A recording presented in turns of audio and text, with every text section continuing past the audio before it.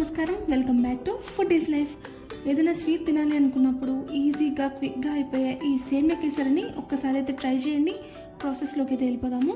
ముందుగా ఒక కడాయిని పెట్టుకుని అందులోకి 2 టేబుల్ స్పూన్ వరకు గీని వేసుకోవాలి. ఇప్పుడు ఈ గీ కొంచెం కరిగిన తర్వాత ఇందులోకి జీడిపప్పును కూడా వేసుకుంటున్నాను. ఇప్పుడు వీటిని కలర్ చేంజ్ అయ్యేంత వరకు దూరగా వేయించుకోవాలి.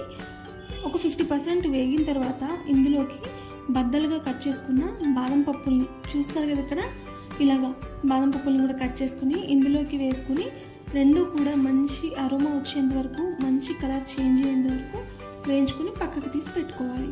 ఇప్పుడు ఇదే కడాయిలోకి 1 కప్ వరకు నేను ఇక్కడ సేమియా అయితే వేసుకుంటున్నాను.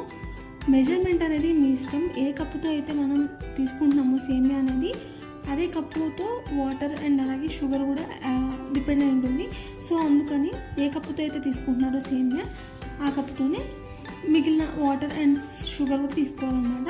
సో ఇప్పుడు ఇది మీడియం టు లో ఫ్లేమ్ అడ్జస్ట్ చేసుకుంటూ ఇక్కడ చూపిస్తున్నారు కదా, ఈ కలర్ చేంజ్ అయ్యేంత వరకు వేయించుకోవాలి. మీరు మీడియం అండ్ లో ఫ్లేమ్లో పెట్టుకుంటే మాత్రమే మనకి ఈవెన్గా అంతా సేమియా కూడా బాగా కలర్ చేంజ్ అయ్యి బాగా వేగుతుంది.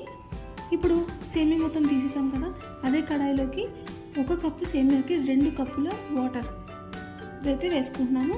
ఇప్పుడు ఇందులోకి కొద్దిగా ఫుడ్ కలర్ వేసుకుంటున్నాను. ఇది పూర్తిగా ఆప్షనల్, మీ దగ్గర ఉంటే వేసుకోండి, లేదు అంటే స్కిప్ చేసేయచ్చు. ఇప్పుడు వాటర్ బాగా మరుగుతున్నప్పుడు మనం ఇందాక వేయించుకున్న సేమియా ఉంది కదా, సో దాన్ని వాటర్లోకి అయితే యాడ్ చేసుకోవాలి. సో ఈ సేమియా అనేది బాగా ఉడికించుకోవాలన్నమాట. మీడియం ఫ్లేమ్లో పెట్టుకుని ఉడికించుకోండి, లేదు అంటే మనకి పలుకుగానే ఉంటుంది. ఫస్ట్ అంతా మీడియం ఫ్లేమ్లో పెట్టుకుని ఉడికించుకోవాలి. ఆ తర్వాత హై ఫ్లేమ్లోకి అయితే మార్చుకోవాలి. హై ఫ్లేమ్లోకి మార్చుకొని వాటర్ అంతా కూడా బాగా ఎగిరిపోయేటట్టు మనం ఉడకబెట్టుకోవాలి. అప్పటికీ కూడా మనం సేమియా ఉడికిందా లేదా అనేది టెస్ట్ చేసుకున్న తర్వాత మాత్రమే షుగర్ని అయితే యాడ్ చేసుకోవాలి. వన్స్ ఒకసారి షుగర్ వేసిన తర్వాత మనకి సేమియా అయితే ఉడకడం జరగదు. సో అందుకని బాగా ఉడికిందా లేదా చూసుకుని ఆ తర్వాత మనం ఏ కప్పుతో అయితే సేమియాని తీసుకున్నామో అదే కప్పుతో 1/2 కప్పు వరకు పంచదార అయితే తీసుకోవాలి. షుగర్ ఎక్కువ తిన్నట్లయితే 1 కప్పు కూడా తీసుకోవచ్చు. ఇప్పుడు ఇందులోకి మనం ఫ్రై చేసుకున్నాం కదా డ్రై ఫ్రూట్స్, సో వాటిని కూడా వేసుకుని మొత్తం అంతా కూడా బాగా కలిసేటట్టు కలుపుకోవాలి.